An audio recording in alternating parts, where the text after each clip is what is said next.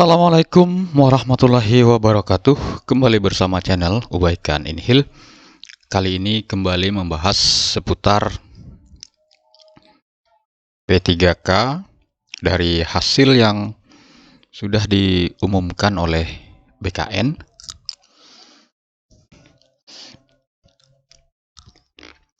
Tentu dari hasil-hasil yang sudah diumumkan ini ada pro dan kontra, terus pasti ada kekeliruan dan hal-hal lain. Nah, namun kali ini saya ingin membahas bahwa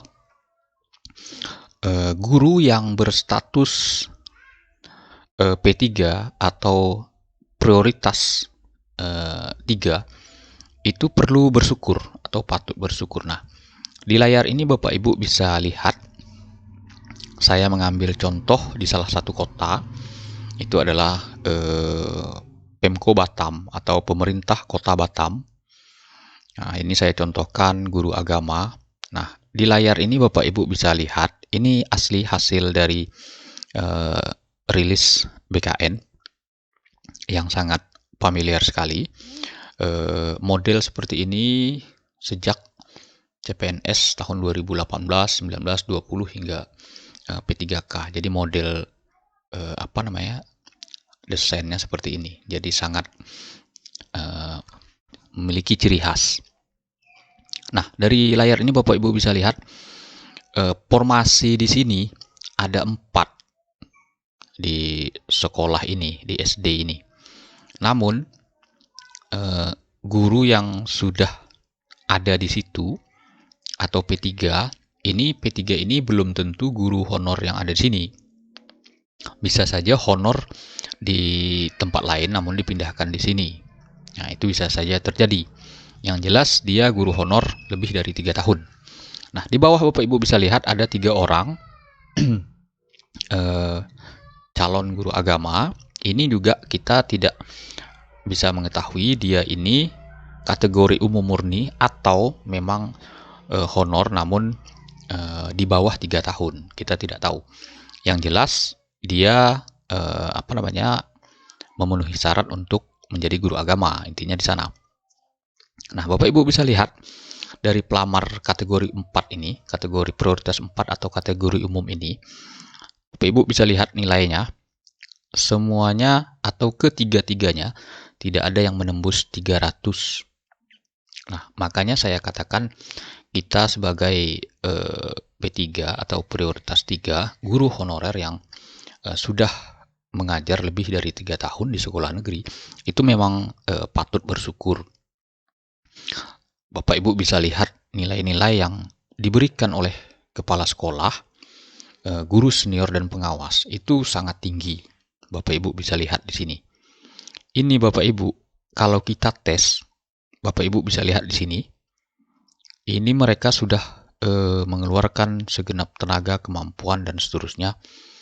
Mereka hanya mendapat nilai di sini paling tinggi 295.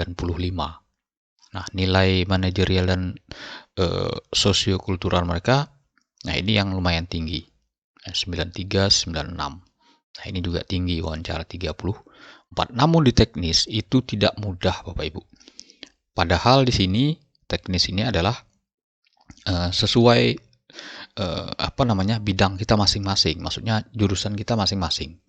Karena ini guru PAI, tentu di sini soalnya berkaitan dengan pendidikan agama Islam.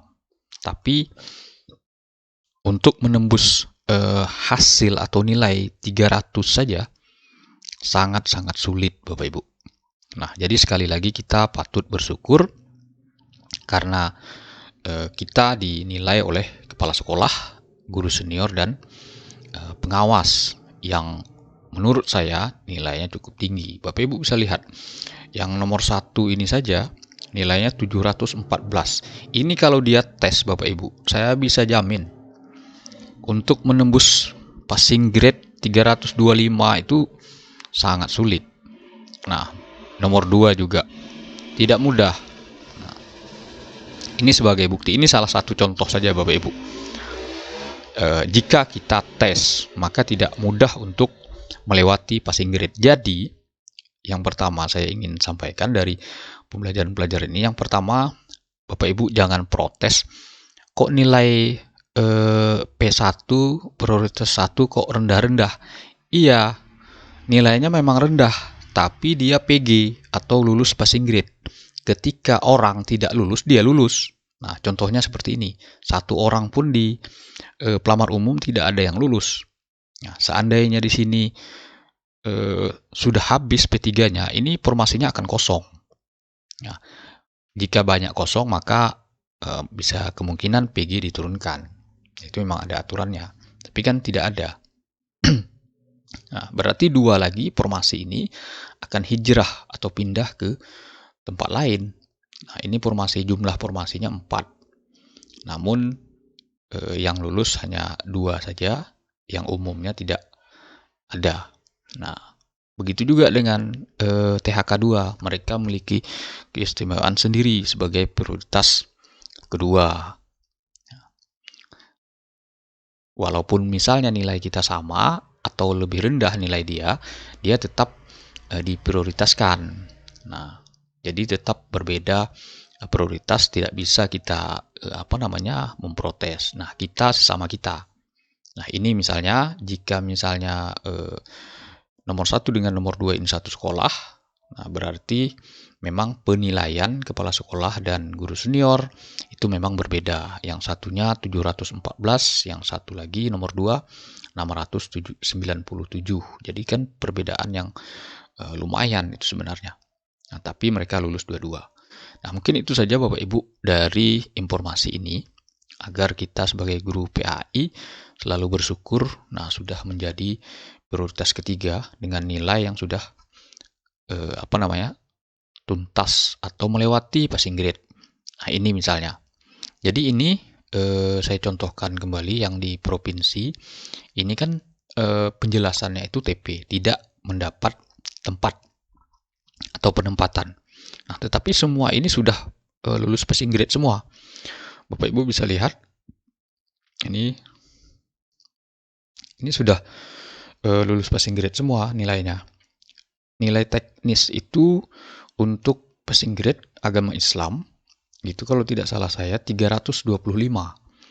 Nah, jadi ini sudah rata-rata lulus semua. Kita cek sampai terakhir berapa paling rendah. Kalau tidak salah saya 91 orang. Nah, ini Adi Azwar. Nah, ini paling bawah ini nilainya. Ini kalau tidak salah saya sudah PG ini. Nah, ini nilai paling bawah ini. PG-nya 325. Terus lagi ini saya tidak tahu, tapi ini dianggap lulus karena TP, tidak mendapat penempatan. Nah, Bapak Ibu bisa cek di nilai manajerial itu berapa PG-nya, karena juga nanti akan menjadi masalah. Yang sekarang ini saya lihat di Provinsi Riau ada yang diprotes masalah kelulusan P3K ini. Nah, ini nilainya 65 yang paling bawah. Saya tidak tahu PG manajerial itu berapa, sosiokultural itu berapa, wawancara itu berapa. Yang saya ingat PG terbaru itu untuk pendidikan agama Islam itu 325. Nah, ini sudah PG. Tapi dianggap sini sudah lulus.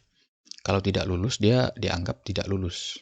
Nah, karena ada penjelasannya seperti yang ini tadi. Nah, ini tidak lulus karena dia tidak melewati passing grade. Padahal nilainya sangat tinggi ini. Hanya di sini yang tidak lulus di nilai teknis. Manajerial saja 93, sosiokultural 96, wawancara 38. Nilai wawancara itu maksimalnya 40 yang saya ingat. Nah, mohon dikoreksi Bapak Ibu. Nah, namun nilai teknis dia kurang lebih ini 30. Nah, kurang 30 poin atau 30 angka, jadi tidak lulus jadinya. Nah, seandainya ini jika lulus bisa bersaing dengan yang atas. Nah, tapi kan tidak mungkin, dia tetap prioritas 3. Nah, tapi formasinya dia bisa dapat. Nah, mungkin itu saja Bapak Ibu serta kawan-kawan. Jangan lupa subscribe, Demikian saya Eri. Wassalamualaikum warahmatullahi wabarakatuh.